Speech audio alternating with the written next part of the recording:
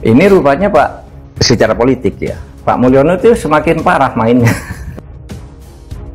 Pak Mahfud ini menyerang Jokowi itu di mana-mana. Atau ada udang di balik batu? Ada udang di balik batu. Ada udang di balik batu. Belakangan Pak orang melihat kok Prof Mahfud begitu sekarang ya? Iya. Dulu termasuk orang yang selalu mengapresiasi Pak Jokowi. Apa sih target dia menyerang Pak Jokowi? Sebenarnya nggak ada, kalau hati kecilnya tuh dia senang mau sama Pak Jokowi. Cuman dia targetnya gue bisa masuk lagi nggak di Prabowo. Kenapa Pak Mahfud ini jadi ikut kesurupan gitu? Terus ketularan Bu Megawati gitu, yang menguntungkan kayak gitu. Kalau Bu Mega ya sudah kita tahu dari dulu seperti itu gitu. Bahkan ada kecenderungan mereka mau ada juga yang mau boikot. Itu yang saya dengar, pelantikan Pak Prabowo. Mau boikot?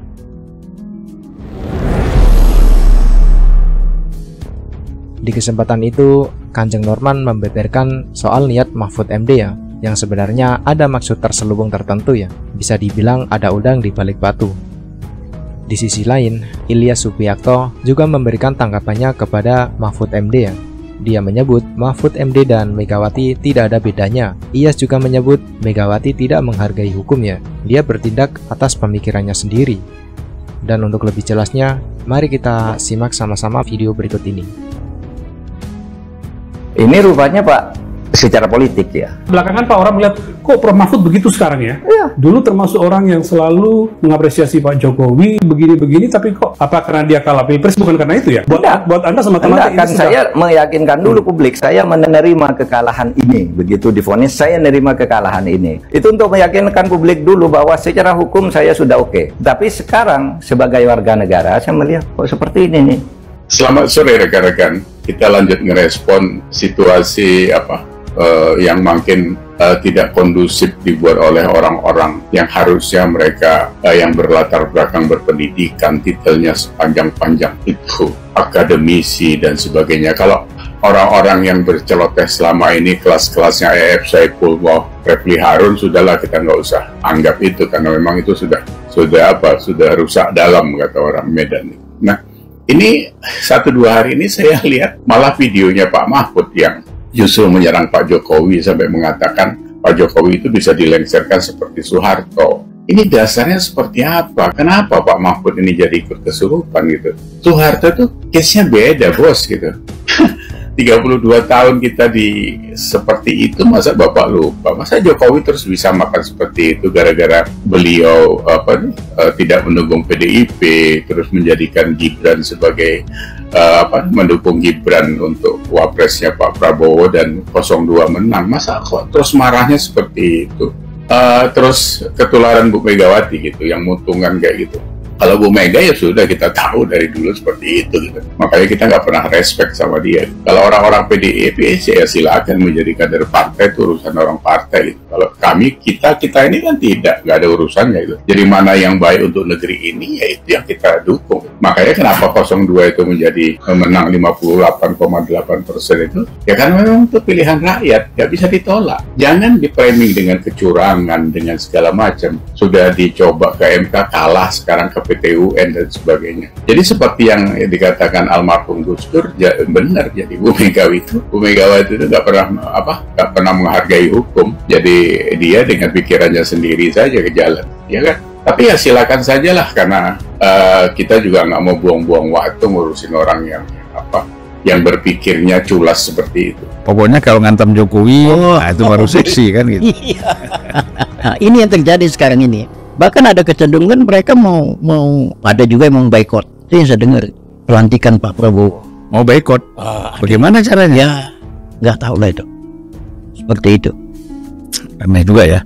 Itu yang terjadi, Bung. Saya melihat begini, ada mantan-mantan menteri yang mendapat kepercayaan dari Pak Jokowi misalnya ya, hampir 5 tahun, bahkan sampai sekarang belum diganti misalnya. Tetapi sudah mulai melakukan kritik-kritik tajam, hujatan lagi tuh. Bahkan hujatan-hujatan gitu kan.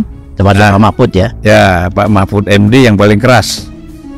Jadi yang sekarang yang paling keras Pak Mahfud, ya kan?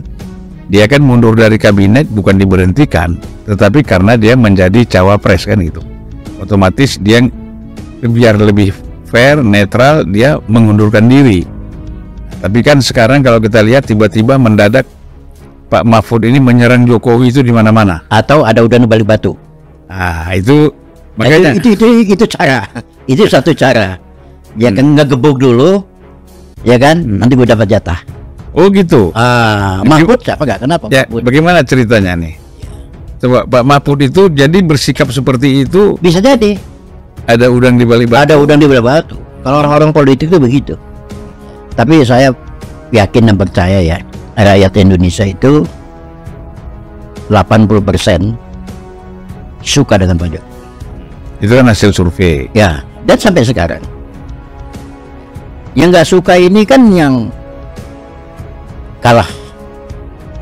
kalah perang kemarin, ya kan, beda ideologi, Ya. ya kan. Nah, kebetulan orang-orang yang ini orang-orang sempalan, orang-orang yang ada di tingkat menengah nih. Ada yang baru jadi pembicara, dia maki-maki itu, dia kan dia mau cari populer masalahnya. Salah satu yang paling enak adalah maki-makinya presiden. Ya, ya. Itu yang terjadi. Cepat populernya ya. Cepat populernya. Ya. Itu yang terjadi. Yang nggak jelas, tiba-tiba dia populer hanya untuk diri dia. Kalau Pak Mahfud ya, tadi kan kita cerita ada udang di balik batu misalnya. Apa sih target dia menyerang Pak Jokowi menurut Kang Jeng? Sebenarnya nggak ada, kalau hati kecilnya tuh dia senang mau sama Pak Jokowi. Cuman dia targetnya gue bisa masuk lagi nggak di Prabowo.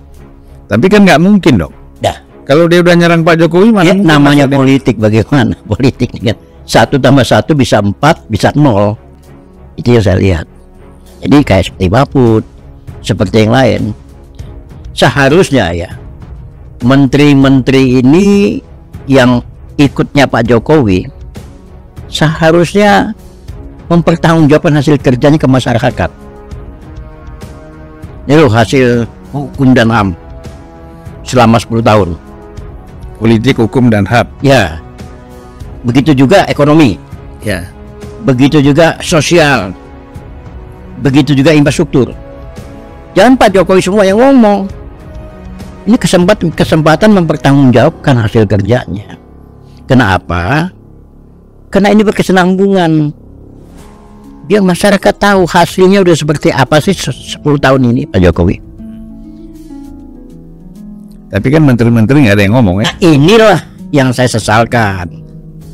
Ya, termasuk seharusnya tugasnya juga memperjelas itu adalah kalau dulu Menteri Penerangan. Sekarang Kominfo seharusnya menjelaskan itu ke rakyat Indonesia nih hasil 10 tahun. Dan ini belum nggak ada. Ini masih ada waktu lah. Sebulan lagi masih ada waktu lah.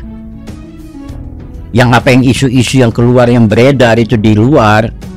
Wah, kita ini banyak utang, banyak segala macam. Tapi kalau Sri Mulyani kan memang dia selalu merespon itu kan. Satu, kan nggak semuanya.